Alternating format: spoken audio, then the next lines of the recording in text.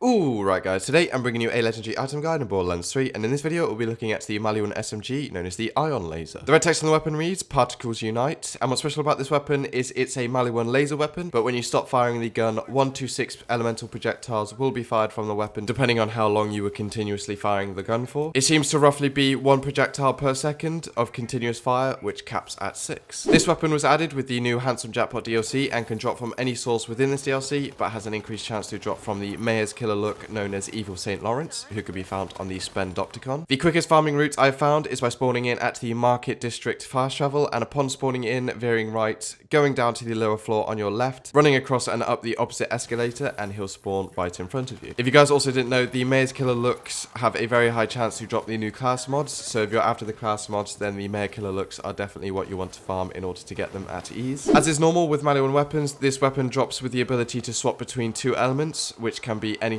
but non-elemental. The version I managed to get drop had Cryo and Corrosive, and while the Corrosive is good for the new DLC, outside of it, it is very situational because of how few armored enemies there are. Cryo, however, is extremely effective, and the stats on the gun makes it even better with a Moe's ammo build. I was pleasantly surprised by the damage the gun was able to deal, especially on Mayhem 3. I can see it lacking slightly on Mayhem 4, but nonetheless, I would say it is above par compared to some of the other legendaries in the game. With it being a laser weapon, the fire rate is also not a thing to worry about because a laser equals continuous damage as long as you have your sights on an enemy. But apart from all this, the rest of the gun's stats feel quite average. The recoil the gun gained while firing is high, but easily stabilized because of how much time you're given to do so before reloading. As for the magazine, this is what makes it really good for a Moe's build. By default, the version I had drop had a magazine size of 48, and with all the magazine size increases my build had, this was able to reach 100. If you then pair this with how the gun's laser deals continuous damage but consumes 1 ammo per second, and the ammo regeneration Moe's is able to get, you have yourself a good damaging laser weapon with infinite ammo. On my build, I also had the ability known as Russian Offensive, which allowed me to sprint and shoot at the same time. All of this, with a pinch of cryo damage thrown in, makes this gun very good. The continuous laser makes it extremely easy to freeze an enemy in place, and its high damage allows for you to quickly finish them off when done so. On top of that, being able to deal this damage while sprinting, which gives you a greater ability to avoid incoming damage, it allows you to come out fighting of almost any situation. With all this being said, the balls fired when you stop firing deal good damage also, but the spread of these can be quite high, so you want to get up and close and personal to ensure they all hit your target, which again is made extremely easy if you have this gun in cryo element. If you're using this gun on Moe's, my personal experience was to just continuously fire the weapon instead of trying to get the damage with the projectiles, just because in between firing you'll be given a force delay after you stop firing, as well as the charge up delay whilst you start to fire the weapon again. These are a couple of seconds that you won't be able to deal damage with the weapon, and so instead of that I decided to continuously deal more damage with the laser instead. Overall, if you can get this gun in cryo and incendiary, it will become a staple of your inventory, allowing you to output good damage quickly. I say cryo and incendiary purely because shields can be easily dealt with grenades, and cryo and incendiary seem to be the better of the rest of the elements, just because there are a lot more flesh-based enemies than any other in the game, and cryo is just good no matter what. So if you don't have it yet, definitely go and pick this weapon up. But other than that, that's it for the video, guys. I hope you found this useful. Make sure to subscribe for future legendary item guides on my channel,